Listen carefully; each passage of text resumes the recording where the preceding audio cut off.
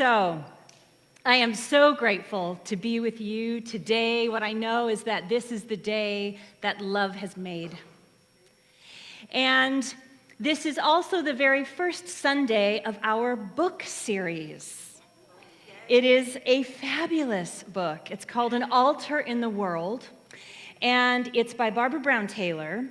And I want to just tell you a little bit about this incredible woman. She's a professor of spirituality and religion at Columbia Theological Seminary. She's an award-winning, best-selling author. She's written 12 books. She's also an Episcopal priest. And in 2014, she was placed in Time Magazine's 100 Most Influential People in the World. I chose this book, An Altar in the World, for a number of reasons. You know, with all that is going on right now, out in the world, I find Ms. Taylor's book to be a timely comfort. Her writing is elegant, it's practical, and it's insightful, and this book is really about waking up to the presence of God, spirit, love, whatever word you prefer to use, within you. And what I know from experience is that the more that we do our inner work and wake up to spirit, the indwelling spirit within us, the more that we can better navigate all that is happening in the outside world. This book offers practical spiritual tools for the modern world, and I read it like chunks at a time. And, she's just a deeply wise woman, a delightful writer. I can't wait to dive into this work with you. I will tell you what I'll be doing is every Sunday I will take 2 chapters, and I'm going to go in consequential order, so next week will be the next 2 chapters. And so I invite you to read it if you want. They're short chapters. You can savor them. I think that's kind of why she's made them short. Or if you're not into that, no worries. Come to church. You don't need to read the book in order to enjoy what we're doing here. But if you want to enhance it, the books are available downstairs. So avail yourself of that. So the first, got that done. All right, she's awesome. So the first 2 chapters, and the title of my talk this morning, God bless you, is the practice of waking up and paying attention. I'm gonna wake up. That was such a perfect song for this. So Mechtild of Magdeburg was an 11th century Christian mystic. Way back in the medieval times, she wrote, "The day of my spiritual awakening was the day I saw and the day I knew I saw all things in God and God in all things." All things in God and God in all things. This was wisdom of the ages, 11th century mystic. This is not a new thought. Barbara Brown Taylor brings this into the modern day. She wrote, "The whole world is a house of God." That's a powerful idea. The whole world is a house of God. Now, in the Christian tradition, it's common to refer to a church as a house of God. Some of us here may have been raised with that idea, or perhaps, a church was a house that God built kind of thing. We see this in movies and TV when someone is grappling with something challenging or difficult. They will find their way to their church or chapel or synagogue for solace and comfort. And, look, I love places of worship. I love all kinds of places of worship, I mean, that's really my jam, as many of you know. And when we consider that the whole world is a house of God, not just houses of worship, it switches things up a bit. And I know that we teach that here, but I want to go deeper with that idea because that is what Barbara Brown Taylor does. So connecting that with this idea of waking up. So Barbara Brown Taylor, I refer to her sometimes as BBT, what she's referring to here is actually waking up to God, waking up to love, waking up to spirit that is all around us.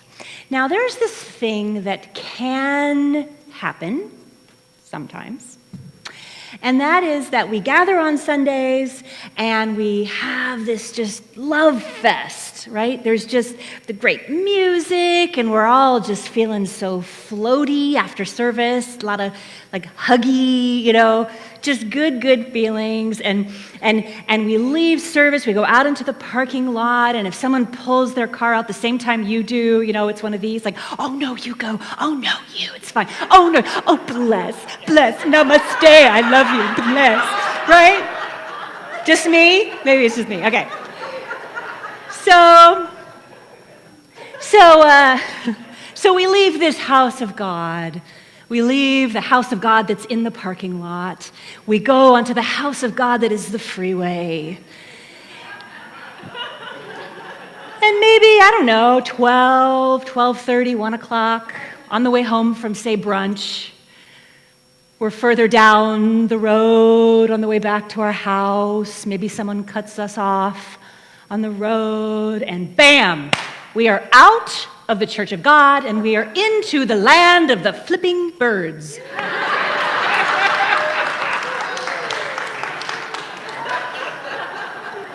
Wink, wink, nudge, nudge, no one here. Oh, it can happen so fast, can't it? It can happen so fast. The thing is we are human. It's important to allow room for that, for our humanness, And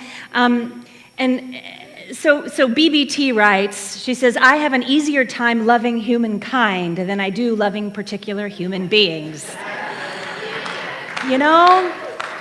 And this is our holy work to do. This is the sacred work that I believe we came here incarnated at this time to do. To learn to love more and to allow ourselves to be loved more. So it's about realizing that we are always, no matter what, no matter where, no matter how, no matter who we are with, we're always in the house of God, or in the house of love, the house of spirit. So Ms. Taylor writes, people encounter God under shady oak trees, on riverbanks. God shows up in whirlwinds, starry skies, burning bushes, and perfect strangers. People can learn as much about the ways of God from business deals gone bad to a wildflower. The house of God stretches from one corner of the universe to the other. Sea monsters and ostriches live in it, along with people who pray in languages I do not speak, whose names I will never know. I am not in charge of this house and never will be. I have no say about who is in and who is out. And so my question is, where do you find God? Where do you find God? Now, for me, I often find God in the funny. I know for me when I'm laughing, with a dear friend or with my children or my husband or just at something in the TV and I'm really laughing, I feel God in my bones.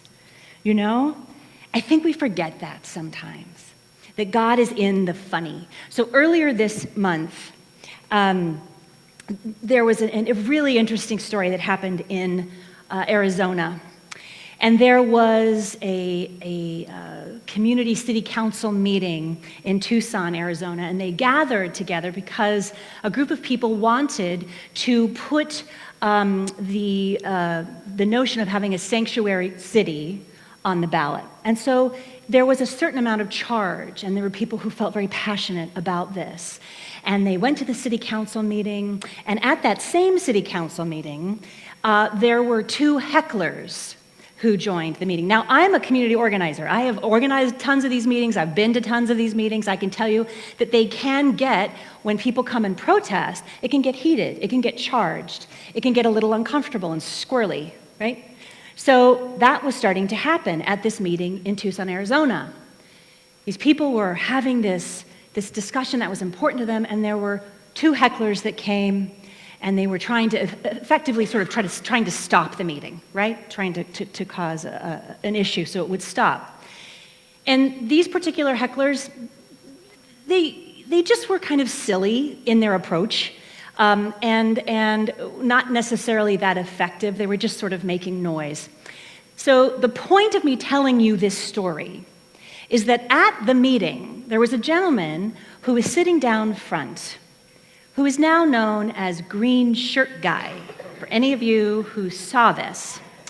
So the Green Shirt Guy, because he was wearing a lime green polo shirt, as soon as the hecklers started to heckle and disrupt the meeting, Green Shirt Guy started to giggle in this charged, heated, important meeting, and he started to giggle. And you could see in the video, he tries to suppress his giggle, but he sees the absurdity in it, and he chooses to let the funny fly. And I'm telling you, Green Shirt Guy starts to laugh, and then he starts to guffaw. It's like uproarious laughter. And he is laughing so hard that he effectively changes the entire tenor of that meeting. And the police escort the hecklers out, and he is having a ball. I watched this video. It went viral. It even went viral in the UK, which is so interesting, right? It was on the evening news, on all the channels. What was interesting to me when I observed it is what I saw was spirit within him bringing a degree of levity and perspective, bringing lightness to the situation. Now, this is not laughing at someone. Please hear me. That is not what this is. He was laughing at the situation. It was a silly situation. It was a silly way of disturbing a meeting like that. And in that moment, I think the reason it went so viral, there's I think at this point nearly 10 million hits now. I think it's because people recognize that powerful choice that he made. I don't want to even talk about anything political about it. It was simply a choice to choose God in that moment. Do you hear me? Do you understand what I'm saying? Like lime green polo shirts sold out in stores in this country. I mean, people were delighted by the choice that he made. It could have gone a very different way. I've been in those meetings, right? It could have gone a very different way. So God is in the funny. And I invite you this week to find God in the funny. Really, to take note of that when you're laughing, to feel what that feels like for you. And I invite you to recognize that that is the love of God bubbling up. Ms. Taylor wrote, "Human beings may separate things into as many piles as we wish, separating spirit from flesh, sacred from the secular, church from world. But we should not be surprised when God does not recognize the distinctions we make between the two. Earth is so thick with divine possibility that it is a wonder we can walk anywhere without cracking our shins on altars." When we first wake up in the morning, it takes a moment for our eyes to adjust to the light, right? We've been asleep, our eyes have been shut. So the things in the morning sometimes for me can be a little bright. It takes a moment to wake up, to adjust to the light. And I think of our spiritual journey like that. When we truly wake up, things become brighter and our vision becomes more clear. So once we've been spiritually awake for a while, we naturally begin to pay closer attention to the light in the world. And we begin to pay more attention to all that inhabits our house of God. I was talking with Reverend Barb earlier, and she was telling me that she went on a walk this morning, and she's reading this book as well. And this second chapter talks about vision, talks about paying attention. And she was saying on her walk that she was noticing all of the things that were occurring on her walk, all of the details, all of the beauty, all of the grace and the quiet. And that's part of what Barbara Brown Taylor is bringing here for us. It's this type of attentiveness that is actually reverence. Now, reverence, the word reverence means having respect and awe. That's what it means. So in this moment, I'd like for you to just think of someone that you know or have known that you have great respect for. Someone you have great respect for. I remember, for me, the first person I realized I had deep respect and reverence for was my grandmother, Eileen. She was just so full of life and love, best storyteller ever, so strong. She was my first example of deep reverence. What is yours? Maybe a teacher, maybe a mentor, maybe a friend that you respect greatly. Who is it that you have reverence for? And if it's not a person, I invite you to think of someone perhaps in history when you first started to understand and hear and read and learn the impact that they had on the world, what that felt like in your body temple. So just use that sense memory. Can you just all kind of take a deep breath and bring into your awareness whoever it is that you have deep reverence for.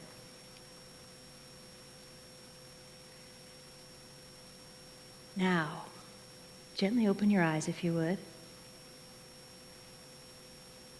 Being in that energy, what I want to say to you is that there is no reason why we cannot extend that level of reverence, respect, and awe to everyday folks, to each other.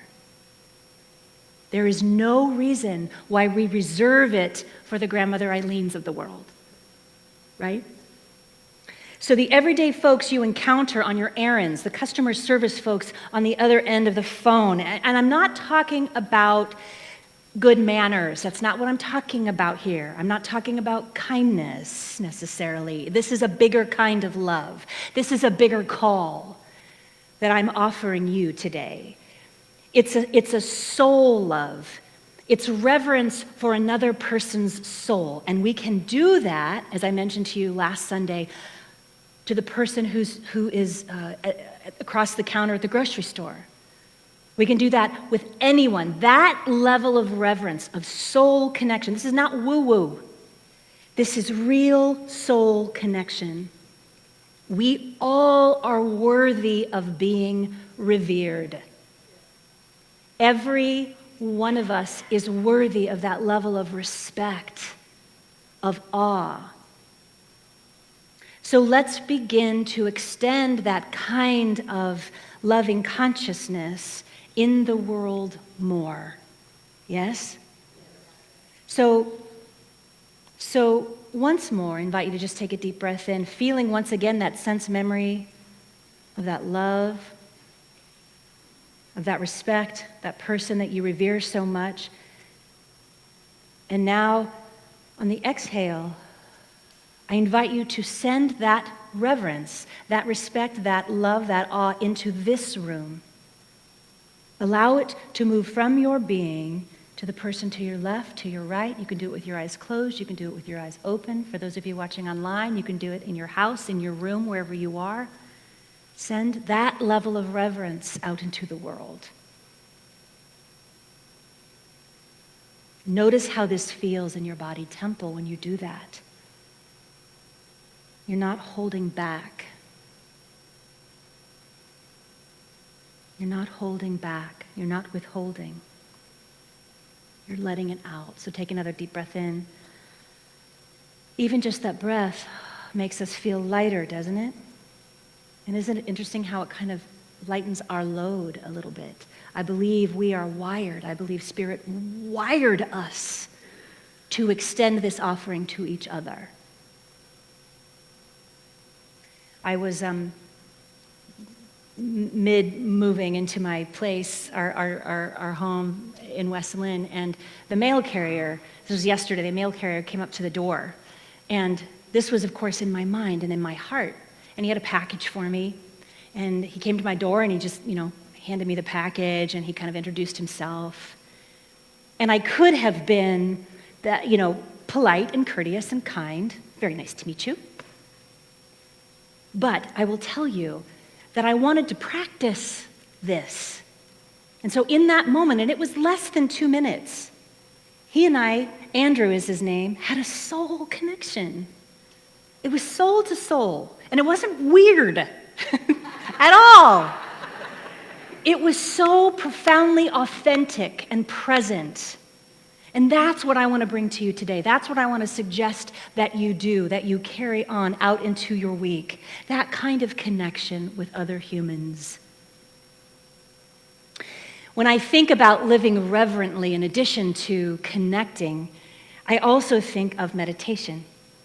I think of the beautiful walking meditation taught by the Buddhist monk and teacher Thich Nhat Hanh, who teaches that when you walk in meditation, allow each foot to kiss the ground. Isn't that beautiful? That kind of reverence. When we extend this kind of energy, we bring respect for people, for all people. We bring respect for the planet. Now, I totally get that our lives can be busy. You know, I understand that. Mother of 4, I get it. And sometimes it's not always practical to walk slowly and allow our feet to kiss the ground, although I highly recommend it. Sometimes our feet are just burning rubber to get to where we need to go, right?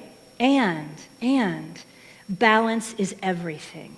I love that we're doing this meditation. Reverend Christine, thank you so much for bringing that this Wednesday night. How fabulous to be still and know, to get to come and just have that guided meditation to bring in the balance. So it's important that we bring in balance in this conversation, right? Because we live in the modern world. And, you know, when we can slow down, when we mindfully slow down in our spiritual practice, it changes us. It changes us. And what I want to say is, speaking of slowing down, speaking of this very topic, I have noticed since I have come back after 5 years, one of the biggest things I've noticed, the new and interesting, and I use that word pointedly, the interesting amount of traffic.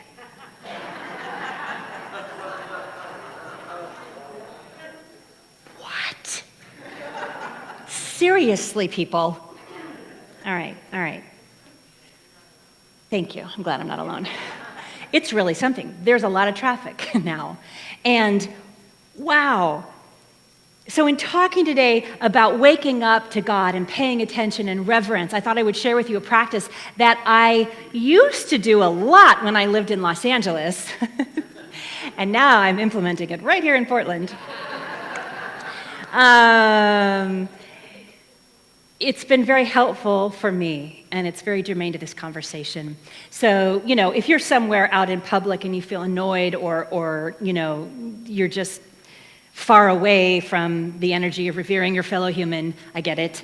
And I will suggest to you the following.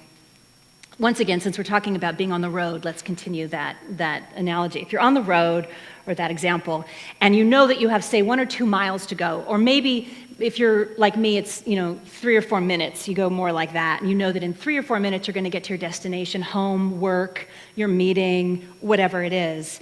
Instead of complaining about the traffic, I'm pointing at myself, instead of complaining about the traffic and allowing your heart rate to go up, let's say, I invite you to silently or out loud, depending on who's in the car with you and how much they love you,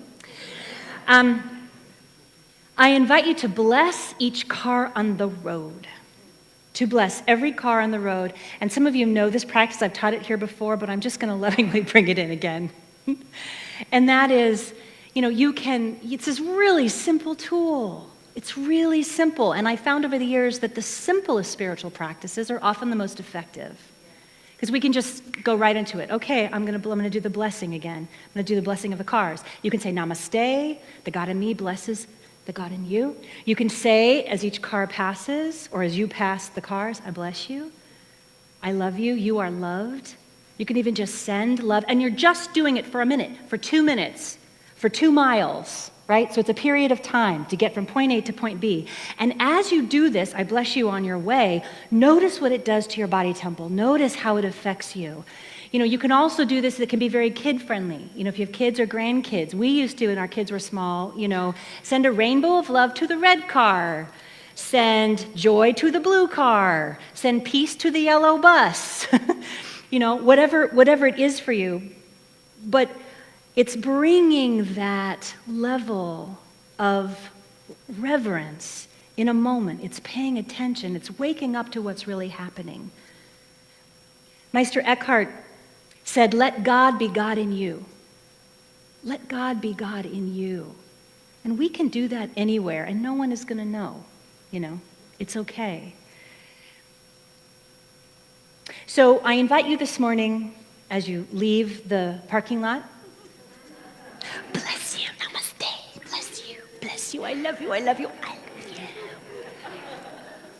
I invite you to continue that after brunch. To bless the cars on the road, to get into the habit of this, to get into the habit and feel into it and watch what happens for you.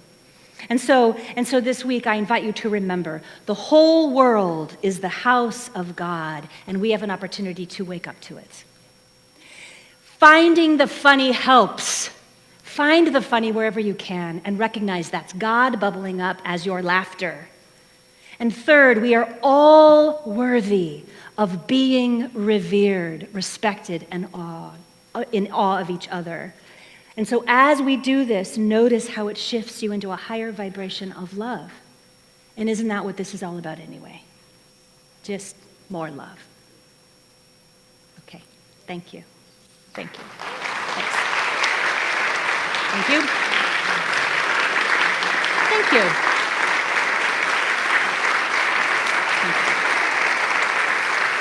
Thank you.